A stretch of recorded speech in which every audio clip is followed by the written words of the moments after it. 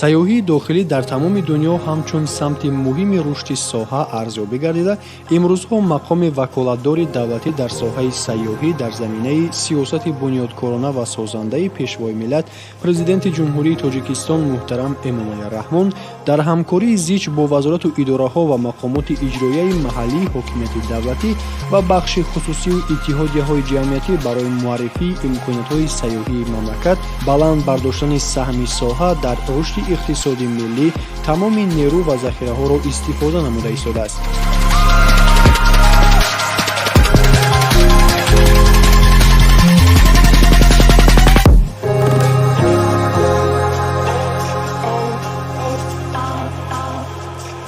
дар ин замина боиси тазаккур аст ки бозкашии бозии миллӣ ва варзишии аспсаворӣ буда, дар ҳар иду ҷашнвораҳо бахусус ҷашни ҷаҳонии Наврӯз дар байни мардум бо тантана баргузор карда мешавад. намуди сайёҳии варзишии аспсаворӣ унсурҳои сайёҳии фаъол ва фароғатиро дар бар мегирад.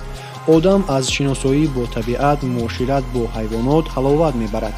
барои сайругаштҳо самтҳои зеботарин интихоб карда мешаванд.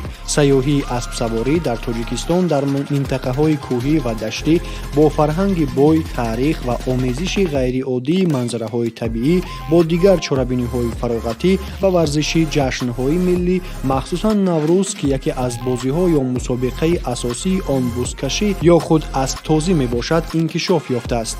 сайёҳии аспсаворӣ як намуди фаъолияти берунӣ буда, аз тай кардани хатсайри сайёҳӣ бо асп дар минтақаҳои дилхоҳи сайёҳии дашту саҳро ва рафъи монеаҳои маҳаллӣ иборат аст. давомнокии хатти сайр бо асп метавонад аз 1 соат то якчанд рӯз бошад. сайёҳатҳои аспсаворӣ метавонанд бо иштироки ҳамроҳон ё худ гурӯҳӣ ташкил карда шаванд. иштироккунандагони асосии ин намуди сайёҳӣ сайёҳ ва асп мебошад. бинобар ин сайёҳии аспсаворӣ шомили сайёҳии экологӣ аст. сайёҳати аспсаворӣ ин сайру сайёҳатест, ки дар тамоми масир таҷҳизот ва ғизои зарурӣ барои иштирокчиён ва аспҳо дар халтаҳои базинҳо басташуда интиқол дода мешавад. сайёҳии аспдавонӣ як намуди сайёҳии бидуни маҳдудият мебошад. барои бо асп сайёҳат кардан савораи бо таҷриба будан шарт нест. барои шурӯъкунандагон гурӯҳҳои махсус ташкил карда мешавад, ки дар он ҷо онҳо бо ёрии роҳбалади пуртаҷриба таълим мегиранд. барои чунин гурӯҳҳои махсуси шурӯъкунандагон хатсайрҳои кӯтоҳтар ташкил карда мешаванд. ин хатсайрҳо одатан сайёҳати истироҳатиро дар бар мегиранд.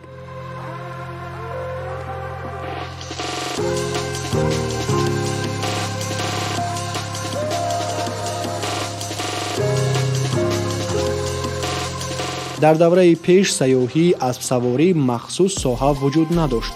бо эҳтимоли зиёд ин намуди сайёҳӣ метавонист шакли сайругашт, сафар бо табиат ва шикор бо аспро дар бар гирад. аммо сайёҳӣ бо худи асп ҳадафи асосӣ набуд. ҳайвонҳо танҳо як воситаи интиқоли одамон ба табиат барои набудани намуди дигари нақлиёт буданд.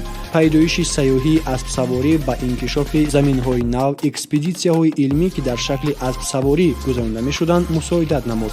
аммо дар шакли муосири худ омехтаи варзиш ва фароғат, яъне сайёҳии аспсаворӣ, танҳо дар асри 20 пайдо шуд ва ин бештар ба рушди техника ва пайдоиши намудҳои гуногуни нақлиёти нисбатан тезҳаракат вобаста буд. одамон бо аспҳо камтар машғул мешуданд ва сайругашт на як кори ҳаррӯза, балки як чорабинии идона гардид. зеро сафар бо асп ҳамчун намуди классикии сайругашт дониста мешавад.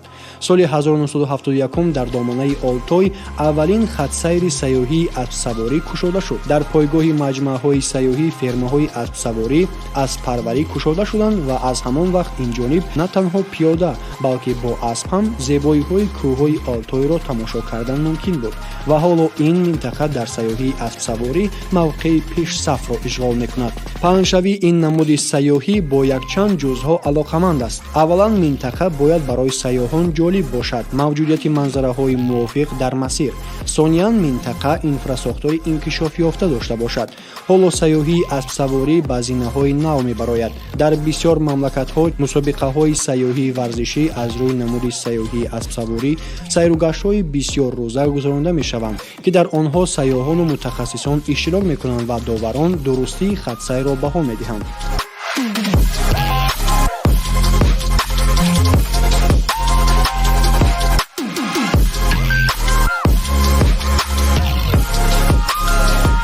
саёҳатҳо одатан на бештар аз як ҳафта давом мекунанд. Ин вақт барои лаззат бурдан аз табиати минтақа кифоя аст. хатсайрҳо дар ин ҷо дараҷаи душвории гуногун доранд ва ҳангоми интихоб ҳам омодагии иштирокчиён ва ҳам шароити обу ҳаворо ба назар гирифтан лозим аст. яке аз минтақаҳои камназири сайёҳии аспсаворӣ дар Тоҷикистон ин Сафедара аст. саёҳатҳои аспсаворӣ дар Сафедара барои одамоне мувофиқанд, ки ба дидани манзараҳои барфпӯш ва кӯҳсор ҳавас доранд. аспсаворӣ барои сайёҳоне пешбинӣ шудаанд, ки ҳадди ақал сатҳи миёнаи омӯзишро доро мебошанд. дараҷаҳои душвории роҳи аспро аз рӯи ду омили асосӣ муайян кардан мумкин аст.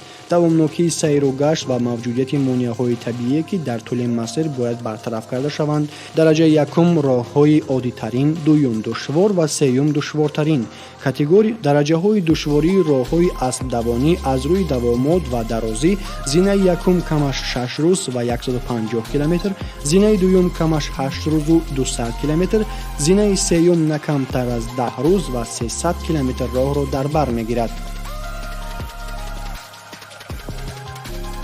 он чизе ки ба шумо ҳангоми сайёҳати аспсаворӣ лозим аст: ҷуздони сайёҳӣ, хайма агар сафар зиёда аз як рӯз бошад, болишти хоб, матрас, ду маҷмӯи либоси варзишӣ ё махсус барои аспсаворӣ, якчанд ҷуфт ҷуроб ва пойафзол, либоси гарм агар сайёҳат ба минтақаҳои хунук пешбинӣ шуда бошад, куртаи обногузар, асбобҳои гигиенаи шахсӣ, асбобу анҷом ва таҷҳизоти аспу ресмон барои тавила. баръакси аспдавонӣ ва ё бузкашӣ, сайёҳии аспсаворӣ як қатор фарқиятҳо дорад. шумо дар шароити нав ва ғайриоддӣ ҳастед, ҳам барои асп ва ҳам барои худ. дар минтақаҳои кушод ангезаҳои гуногуни беруна вуҷуд доранд, ки назоратро халалдор мекунанд. монеаҳои гуногун низ вуҷуд доранд, зеро масир одатан аз заминҳои ноҳамвор мегузарад.